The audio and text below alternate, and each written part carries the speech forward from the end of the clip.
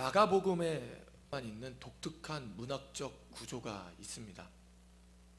그것은 어떤 구조냐면요, 두 이야기가 있는데 한 이야기를 한 이야기 안에 끼워 넣는 것입니다. 그래서 한 이야기가 시작되다가 갑자기 끊기고 다른 이야기가 시작되고, 그리고 아까쯤에 마무리 안 된 그 이야기가 마지막에 마무리가 되는 그러한 구조, 그것을 바로 샌드위치 구조라고 하는데요, 마가복음에는 그러한 샌드위치 구조가 있습니다. 그리고 이 샌드위치 구조를 이해해야 오늘 우리가 읽은 말씀을 조금 이해할 수가 있습니다. 우리 한번 20절과 21절 말씀을 같이 한번 읽어볼까요? 집에 들어가시니 무리가 다시 모임으로 식사할 겨를도 없는지라 예수의 친족들이 듣고 그를 붙들러 나오니 이는 귀가 미쳤다 하밀러라. 아멘. 20절과 21절에 보면 예수님이 식사하실 겨를도 없이 열심히 사역을 하고 계시는데 예수님의 친족들이 갑자기 예수님이 미쳤다라는 소식을 듣고 예수님을 붙잡으러 옵니다. 그런데 22절에 보면 예루살렘에서 내려온 서기관들은 이러면서 말씀이 시작되죠. 아주 너무나도 다른 이야기가 나오죠. 그러니까 다른 이야기가 한 이야기 안에 끼어져 있는 것입니다. 그래서 20절과 21절에 이어지는 그 말씀은 또 어디에 있냐면요, 31절을 한번 볼까요? 31절 같이 한번 읽어보도록 하겠습니다. 그때에 예수의 어머니와 동생들이 와서 밖에 서서 사람을 보내어 예수를 부르니. 아멘. 네. 어떻게 보면 21절 다음에 바로 31절이 나오는 게 맞습니다. 그런데 마가복음을 저작한 마가는요, 그렇게 하지 않고 그 이야기 사이에 어떠한 이야기를 끼워 넣습니다. 바로 오늘 우리가 읽은 예루살렘에서 온 서기관들이 예수님이 바알세불에 들렸다, 귀신의 왕에 힘입어 그렇게 귀신들을 쫓아낸다 라는 그러한 논쟁, 그 예수님과 그 서기관들이 하는 논쟁 이야기가 그 안에 끼어 있는 것입니다. 그렇다면 도대체 마가라는 사람은 왜 이런 샌드위치 구조를 사용하는 것일까요? 그것은 바로 두 가지 이유를 들 수 있습니다. 바로 첫 번째는 두 이야기를 따로 떼어서 생각하지 말라는 거예요. 두 이야기가 완전 다른 이야기가 아니다. 그리고 두 이야기를 통해 하고 싶은 말, 하고 싶은 주제에 대해서 이야기함으로써 그 주제를 강조하고 있는 것입니다. 이 샌드위치 구조를 통해서 정말 마가는 정말 중요한 것을 우리들에게 메시지로 강요하고 싶었던 것이죠. 그래서 오늘 저와 여러분이 오늘 마가복음에만 있는 이 구조 속에서 도대체 예수님이 우리에게, 하나님이 우리에게 주시는 어떠한 말씀이 있는지 나누기 원합니다. 20절과 21절에 보면은 예수님께서 권위 있는 가르침, 그리고 병든 자를 고치시고 악한 영에 들린 사람들을 쫓아내시자 많은 사람들이 예수님을 따르기 시작합니다. 20절 말씀과 같이 무리가 다시 모임으로 식사할 겨를도 없었더라. 예수님을 따라온 사람들이 너무나도 많고 그 사람들을 다 케어하기가 너무나도 힘들다 보니, 너무나도 바쁘다 보니 예수님이 식사할 겨를도 없는 것을 우리가 알 수 있습니다. 그런데 그러한 상황 가운데 바로 예수님의 친족들이 예수님을 찾아옵니다. 우리 한번 21절 말씀만 같이 한번 읽어보도록 하겠습니다. 예수의 친족들이 듣고 그를 붙들러 나오니 이는 그가 미쳤다 하밀러라. 아멘. 예수님의 친족들이 예수님을 붙들러 왔어요. 잡으려고 왔어요. 왜 왔냐면 소문을 들었던 것이죠. 어떤 소문이냐면 예수님이 미쳤다라는 소문이 들린 것입니다. 여러분, 어떨 때 사람이 미쳤다라는 소리를 들을까요? 사람은요, 갑자기 변하면요 미쳤다라고 합니다. 저도요 20살 때 예수님을 만나고 갑자기 교회에서 열심히 생활을 하니까 친구들이 미쳤다라고 이야기하고 그렇게 이야기를 들었던 적이 있는데요, 예수님이 지금 미쳤다라는 소문이 났습니다. 도대체 왜 예수님이 미쳤다라는 소문이 났을까요? 목수의 아들이었던 예수님, 요셉의 예수님의 아버지 요셉은 목수였고 그 목수의 아들이었던 예수님, 그리고 그 목수의 일을 당연히 예수님이 도와주셨겠죠. 그런데요, 갑자기 30살이 되자 갑자기 하나님의 나라가 가까이 왔으니 너희들 회개하고 복음을 믿어라 라는 말씀과 함께 많은 죄인들과 세리들과 함께 식사도 하시고, 그리고 내가 이러한 죄인들을 위해서 왔노라 라고 이야기를 하며 자신 스스로를 하나님의 아들이라고 하는 것입니다. 그리고 그러다 보니까 사람들이 예수님이 미쳤다라는 소문이 드는 거죠. 어느 날 목수의 아들이었던, 그리고 목수의 일을 열심히 도와주던 그 아들이 갑자기 자기가 하나님의 아들이라며 병든 자를 고치고 악한 영을 쫓아내는 그러한 기적들을 행하자 사람들이 예수님을 보고, 그런 예수님의 변화된 모습을 보고 사람들이 예수님을 향해 미쳤다라는 소문이 듣고, 그 소문을 바로 그 친족들, 예수님의 친족들이 듣고 예수님을 붙잡으려고 찾아온 것이죠. 그런데 이러한 예수님을 향한 그러한 소문은 예수님의 친족뿐만 아니라 그리고 그 당시에 있었던 종교 지도자들, 바리새인들의 귀에도 들렸던 것 같습니다. 예수님의 사역하신 기적들을 보면서 많은 사람들이 예수님을 따르고 추종했기 때문이죠.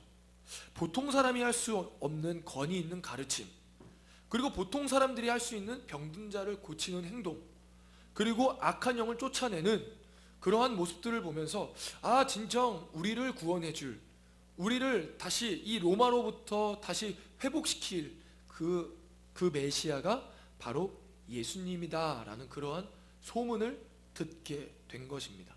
그러자 종교 지도자들도 예루살렘에서 도대체 예수님이 누구인지 알아보기 위해서 율법 학자들을 파견한 것입니다. 우리 한번 22절 말씀을 같이 한번 읽어보도록 하겠습니다. 예루살렘에서 내려온 서기관들은 그가 바알세불이 집혔다 하며 또 귀신의 왕을 힘입어 귀신을 쫓아낸다 하니. 아멘. 예루살렘에서 내려온 서기관들, 즉 예루살렘에서 예수님을 어떤 분인지 보기 위해 지금 서기관, 율법 학자를 파견한 것입니다. 제가 22절 말씀을 공동 번역으로 한번 읽어보도록 하겠습니다. 예루살렘에서 내려온 율법 학자들은 예수가 바알세불에게 사로잡혔다느니 또는 마귀 두목의 힘을 벌어 마귀를 쫓아낸다 하느니라 하고 떠들었다. 아멘. 예수님을 소문을 듣고 그리고 예루살렘에서 파견한 서기관들이 예수님을 향해서 두 가지로 표현하고 있죠. 바알세불에 집혔다. 그리고 두 번째는 마귀의 두목을 힘입어 마귀를 지금 쫓아내고 있다라고 이야기하고 있습니다. 여기서 바알세불은 악한 영의 두목이라는 의미입니다. 그러니까 악한 영의 두목에 힘입어 지금 악한 영들을 쫓아내고 있다라고 이야기하고 있는 것이죠. 오늘 우리가 읽은 성경에는 귀신이라고 나와 있지만요, 제가 계속해서 설명했지만 귀신이라기보다 악한 영이라고 표현하는 게 맞습니다. 악한 영의 두목의 힘을 힘입어 지금 예수님이 지금 악한 영들을 쫓아내고 있다라고 지금 이들은 이야기하고 있는 것입니다. 그렇다면 왜 그들은 예수님이 하신 행동들은 너무나도 당연하고 너무나도 보통 사람들이 할 수 없는 기적들을 행하셨는데 왜 그들은 악한 영의 두목에 힘입어서 악한 영을 쫓아낸다라고 이야기를 했을까요? 그것은 바로 우리가 우리 입장에서 보지 않고 율법 학자들의 입장에서 그 시대적 상황 속에서 예수님을 바라볼 필요가 있습니다. 당시 유대인들은 죄인들과 식사를 하면 안 됐습니다. 왜냐하면요, 같이 식사한다는 것 자체만으로 부정하다고 여겼거든요. 그래서요, 누군가 식사를 할 때 굉장히 생각하고 고민하고 식사할 대상을 결정했습니다. 가끔가다 저도 여러분들에게 전화를 해서 카톡이나 해서 밥 한번 먹읍시다 하잖아요. 근데요, 이때 당시 때는요, 그렇게 할 때 고민해야 돼요. 이 사람의 직업이 죄인이 가질 수 있는 직업인지, 이 사람이 어떤 사람인지. 만약에 이 사람이 죄인이라면요, 먹으면 안 돼요. 왜냐하면 같이 먹으면 나도 부정해지기 때문이죠. 근데 예수님, 여러분들도 잘 알다시피 죄인과 세리들과 같이 함께 하시고 식사하셨죠. 그리고 율법학자들은 안식일에는 절대 일을 하면 되지 않습니다. 아무것도 하지 않고 안식일에는 쉬고 하나님께 예배만 드려야 돼요. 심지어는 전통적인 지금까지 유대인들은 엘리베이터를 누르는 일도 하지 않습니다. 이처럼요 안식일에는 일을 하지 않았어요, 이들은. 그런데요, 예수님은 어떤 일을 하셨습니까? 안식일에 회당에 가셔서 사람들을 고치셨죠. 손 마른 사람을 고쳐주시고, 앉은뱅이를 일으키시고, 맹인을 고쳐주시고, 안식일에요 하지 않아야 할 일들은 예수님을 하고 있는 것입니다. 심지어 예수님을 따르던 제일 측근에 있던 12명의 제자, 이 12명의 제자들은 참 오합지졸이에요. 왜냐하면요, 당시에 인정받지 않았던 죄인으로 취급받았던 그런 직업을 가진 사람들이 너무나도 많았거든요. 그때 당시 때는 어부도 죄인이었습니다. 베드로와 안드레와 야고보와 요한, 예수님 가장 옆에 있었던 4명, 그 4명 다 어부였어요. 죄인이었죠. 심지어는 마태라는 사람, 그 사람은 세리였어요. 세리는 어떤 사람입니까? 로마에 빌붙어 가지고 유대인들의 세금을 착취하는 친일파와 같은 사람이었죠. 그런 사람만 있습니까? 가나나인 시몬, 열심당원이었던 그 시몬은요, 로마를 힘으로 제압하고 독립하려던 독립투사였습니다. 그러니까 예수님의 제자들을 보면 도대체 이 사람이 어떤 사람인지 알 수가 없는 거예요. 좌파인지 우파인지도 모르겠고, 같이 맨날 다니는 사람들을 보면 항상 죄인들만 같이 다니고 세리들과 같이 식사하고, 하지 말라는 안식일에는 사람 고치는 일을 하자.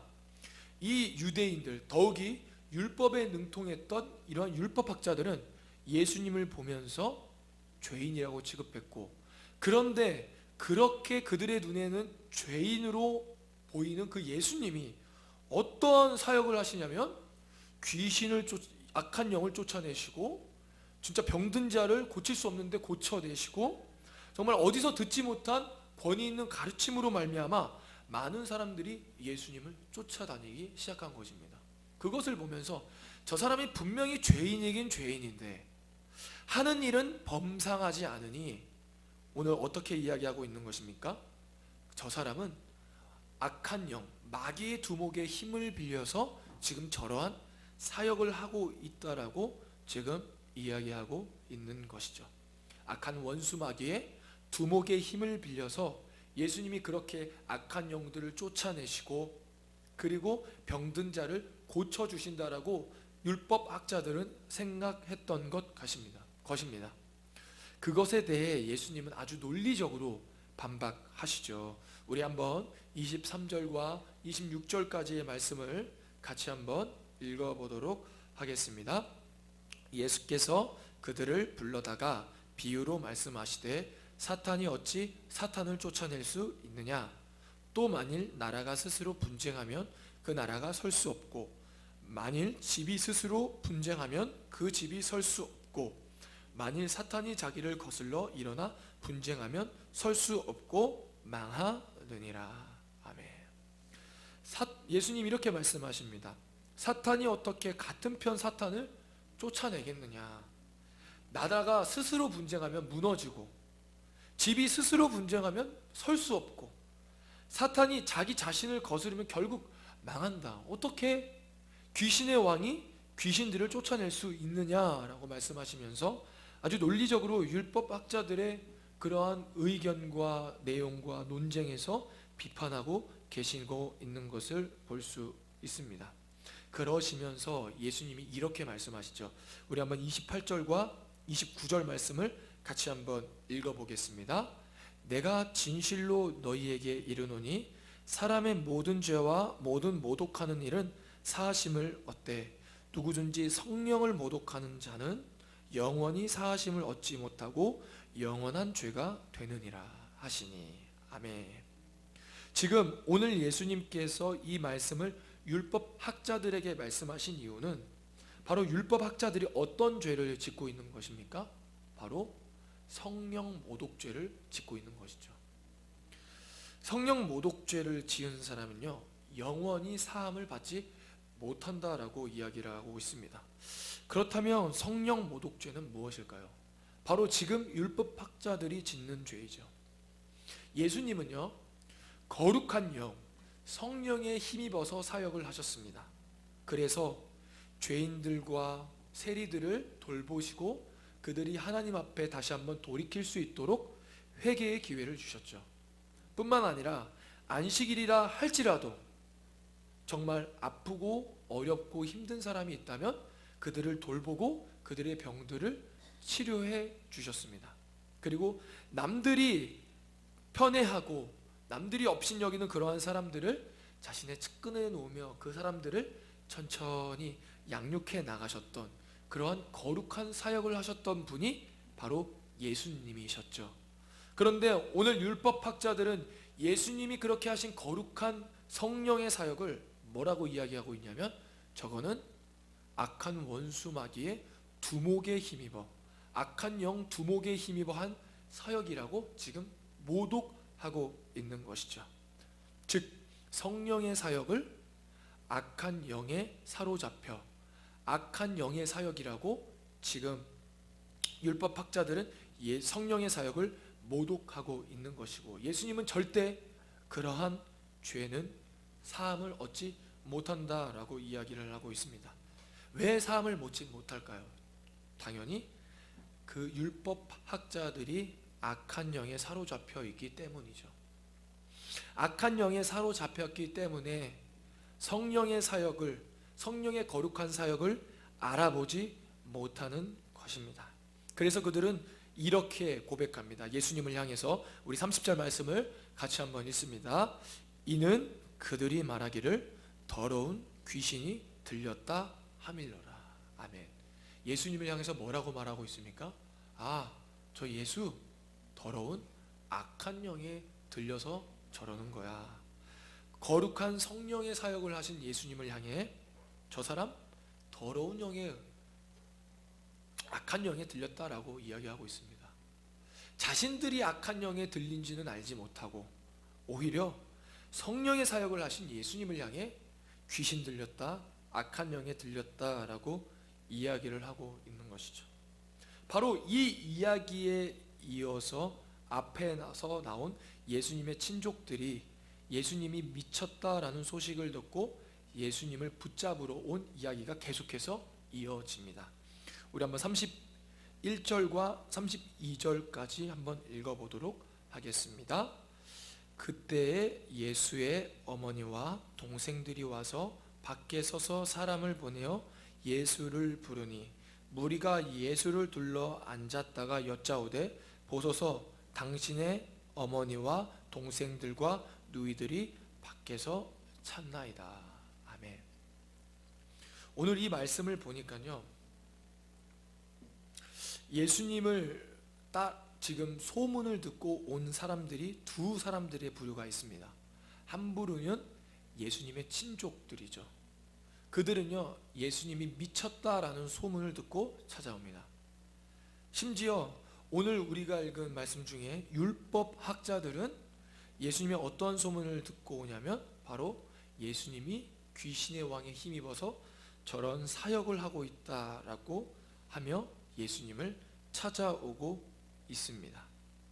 그런 상황 속에서 예수님은 이렇게 말씀하십니다. 아주 중요한 말씀인데요, 33절에서 35절까지의 말씀을 같이 한번 읽어보도록 하겠습니다.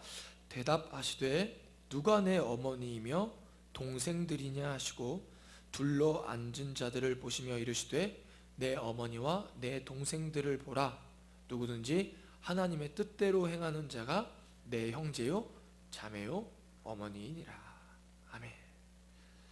자신의 미쳤다라는 소식을 듣고 가족이 예수님을 붙잡으러 찾아오자 예수님께서는 누구든지 하나님의 뜻대로 행하는 자가 예수님의 형제 자매라고 그리고 어머니라고 말씀하고 계시죠. 오늘 이 샌드위치 구조 속에서 예수님께서 그리고 하나님께서 오늘 성경에서 우리에게 던지는 메시지는 그것입니다. 바로 도대체 누가 예수님의 형제 자매인가? 그리고 어머니인가? 이 질문을 던지며 진정한 예수님의 형제 자매, 어머니가 누구인지 말하고 있는 것입니다. 율법학자들은 자신들이 악한 영에 들린지도 모르고 거룩한 성령의 사역을 하신 예수님을 보고 바알세불에 들렸다, 악한 영의 두목에 힘입어서 저러한 사역을 하고 있다라고 이야기를 하고 있습니다. 율법학자들 누구보다도 하나님을 향한 열심이 있었던 사람이었습니다. 하나님을 믿는다고 자처하던 사람이었죠. 그런데 그들은 예수님의 형제였습니까? 자매였습니까? 형제 자매가 아니었죠. 하나님께서 주신 말씀, 율법을 가진 사람이었어요. 율법을 가졌다라는 것은 하나님께 선택을 받았고 특권을 소유할 수 있었고 그것을 가르칠 수 있었던 사람입니다. 그런데 그들은 예수님의 형제와 자매가 아니었습니다. 예수님의 진짜 친족들, 예수님의 피를 나눴다라고 말할 수 있는 친족들, 어머니와 동생, 같은 피를 나눈 유대인들, 같은 혈통의 출신이었지만 예수님의 형제였습니까? 자매였습니까? 형제 자매가 아니라라고 오늘 예수님께서 말씀하고 있습니다. 그러시면서 예수님이 이렇게 말씀하시죠. 누구든지 하나님의 뜻대로 행하는 자가 예수님의 형제요, 자매요, 어머니다라고 말씀하고 계십니다. 혈통에 따라, 나의 직업에 따라, 내가 얼마나 열심히 하느냐에 따라 예수님의 형제 자매가 되는 것이 아니라 바로 내가 하나님의 뜻을 따라 나아갈 때 진정한 예수님의 형제 자매가 될 수 있다라고 이야기하는 것이죠. 우리는요, 교회 안에서 이렇게 고백합니다. 형제님, 자매님 이렇게 고백해요. 왜냐하면요, 우리는 바로 예수님 안에서 모두가 다 형제 자매이기 때문입니다.